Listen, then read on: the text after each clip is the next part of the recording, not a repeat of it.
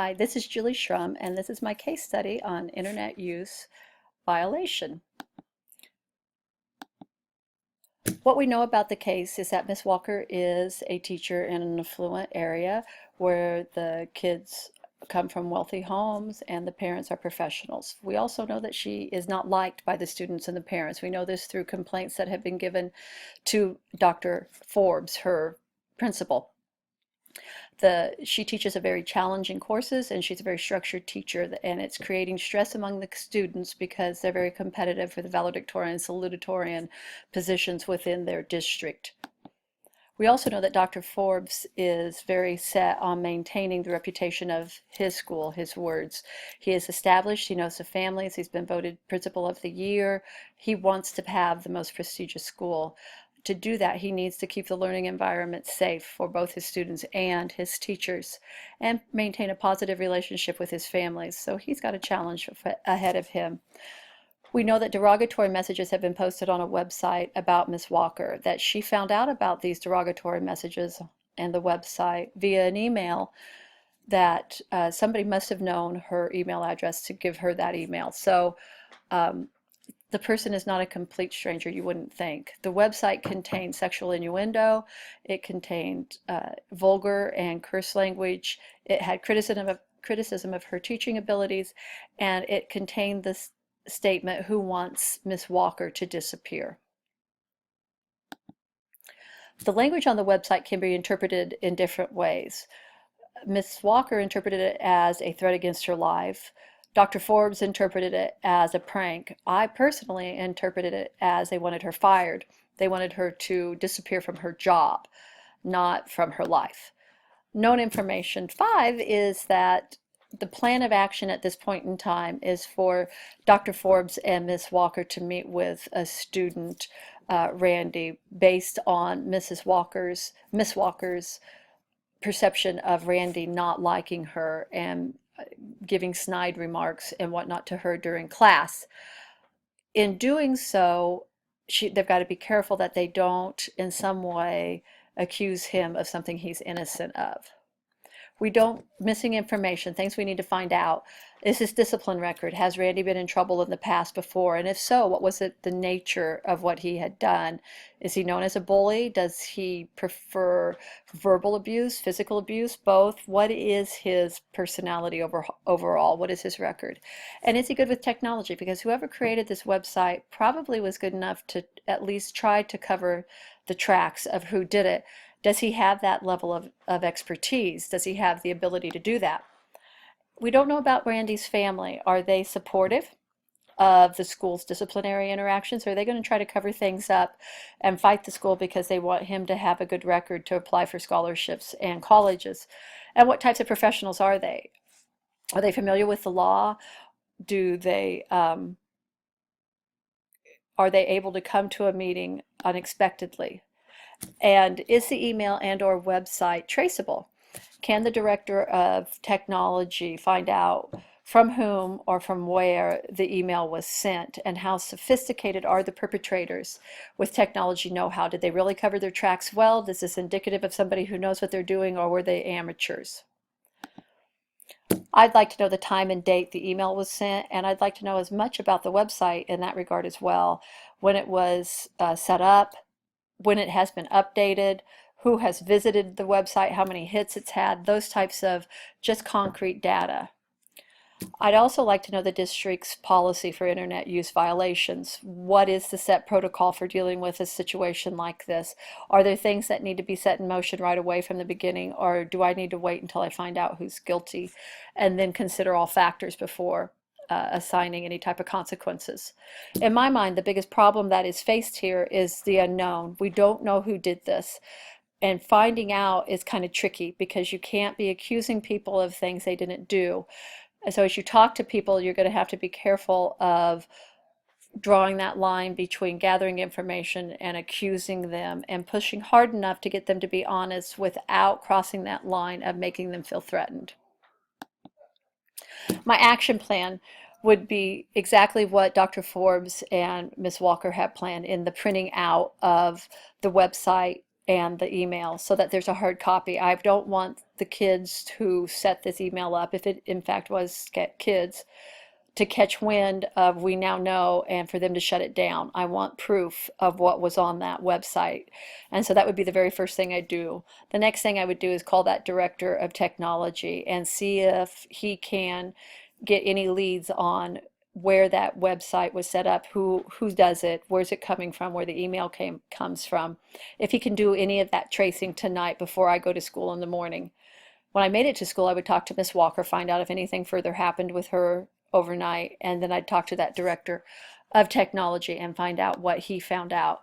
If he could tell me who is responsible, then that's where I would start. I would start with that person or that group of people. If he couldn't, then I would go with Randy, and I would talk to Randy first and just talk to him, see what he knows.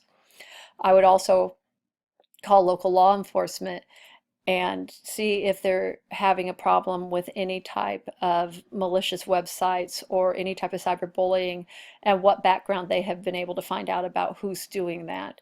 They may already have done a lot of my legwork for me, but I would just want to talk to them about the situation. Then I would have to look at what I know at that point in time and make some decisions based on that data. Without knowing that right now, I would certainly call parents of kids who I am thinking are most likely involved, and it's probably going to get a little more serious from this point out. As an administrator, I have to make sure that I treat all parties fairly. I have to consider Miss Walker's concern for her safety above all things, but I also have to consider that the students have the right to be innocent until proven guilty. I don't want to be going around throwing blame at people that aren't to blame. I don't want to be a bully. I don't want to intimidate. I want to be firm but fair. And I would begin with that director of technology again. I would want him to give me, or her, to give me direction. Who do I need to be talking to? What type of person? Where, what other things could I be doing to find out who did this? I would also have the right to talk with other students, without accusing them. So I would talk to a wide variety of students within the school, from different social groups within different classes, kids, to get a feel for, is the dislike of Miss Walker really widespread, or is it focused on just a few groups? What are the students' feelings about her in general, and what do they know about this situation? This would just be talking. I wouldn't, again, would not be accusing. And I would get everybody a chance to share their side of the story, without threatening or implying that I think they're guilty, making it clear I'm just trying to solve a problem. When I called parents, I would want to ask them some questions to verify the information students had given me. I want to make sure they're not lying to me. And so as I would talk to the students, I would gather that information. And one of the first things I would do talking to the parents is ask them the same questions and see if their stories jive. But I would also invite them to the school at that point to sit in on any further conversations I'd have with the child, so that they'd be aware of why I think their child's involved and why I'm choosing what consequences I choose. Promoting success in all students would be my overall goal always in all things I do. My behavior needs to set an example in that school that I can be trusted, that this school is a safe place to learn and teach, and that students who break the rules are going to be held accountable. And I will demonstrate that students can trust me by listening to them. I won't jump to conclusions. I won't accuse them of anything. I won't yell at them. I'll listen and will solve the problem calmly and rationally. I'll be firm and demand answers, but I won't do it through intimidation. I'm hoping that will set an example for the future, that as future problems are developing and arise, that kids can come to me before we get to the point that they are making a website that is graphic in nature and a derogatory nature against a teacher. I've always had high expectations of myself and my students. Trust is a fundamental feeling for collaboration and open, honest learning. I will want to maintain a culture of collaboration and trust within the school. And to do so, I will be transparent and honest myself. In this way, teachers feel safe to teach, as Miss Walker should, and students feel that it's a safe place to learn, where they can learn without ridicule. And everything I do will be directed towards supporting that type of culture. Research in developmental psychology shows us that students, children, from toddlers through teenagers, push limits to find out what their world is like, to make sense of their world, gain their moral compass, what's right, what's wrong, what's expected of them. And students like to know that those boundaries are going to be enforced as long as the adults in their world have gone about finding out who did something fairly and honestly. They accept the punishment fairly easily because it increases their feelings of safety. We also know that their frontal lobes aren't fully developed at this point in time, and so rational thought isn't possible. Thinking through a problem and inhibiting impulses is hard for kids at this age because their frontal lobe isn't fully developed. It's not an excuse, but it has to be considered, and education has to be a part of the consequences. Unsolved issues at this point in time is still who's responsible and the intention of the responsible person. Were they malicious in their intent, or was this a prank? Was this a way to, they thought was funny, to blow off steam? And does this person who did this have a history of making threats or violence or other poor choices? And of course, an unresolved issue at this point is the consequences, because all of those other unresolved issues are going to play into the consequence I choose for the child. I will individualize anything that I do to the person, the intentions, and the lengths they've gone to cover this up. My first thought was my anxiety level went up because whenever there's a chance that a student has done something that could involve law enforcement, I want to make sure I have done everything appropriately and accurately. I want to make sure my T's are crossed and my I's are dotted.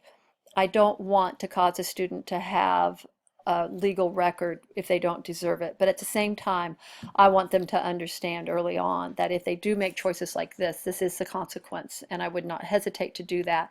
But I would want to make sure I know before I make that phone call. My second thought was, as a parent, I have an older son who was in a similar situation, and the principal used the words, it took him a long time to break my son. And he made the conversation they had sound a lot like an inquisition. And I was very offended and upset that I was not part of that conversation until after it was over and after the consequence had been given. I don't like that. I don't think children should be broken. And I would want parents to be a part of this process, not to protect their child, so to speak, because I don't want that, but to be there to make some of those judgments and make some of that rational thought decisions that need to be made as you go through the process. Okay? And having just one person on a gut feeling say that it's Randy, I would want to make sure we know that. My last thought was that we have to solve the real problem. Once we get this figured out and consequences given to whoever made the choice to do this untasteful website, then we got to deal with Miss Walker and her teaching style. You cannot remain having her teach in a way that is upsetting kids to the point that they're doing, excuse me, inappropriate actions. The band-aid of this is necessary, but then something has to be done so that Mrs. Walker's teaching style becomes more accepted and the tension between her and the students is lessened. Integrity, honesty, strong moral principles will always be shown in several ways. Listening and talking, not yelling and accusing. Persistence in finding the perpetrator. I will not give empty threats. I will find out who did this, and I will use other resources. I don't mind saying this isn't my expertise. Somebody else help me. And I will act with fairness on deciding consequences for the student's internet use violation. That cannot happen. Thank you for listening.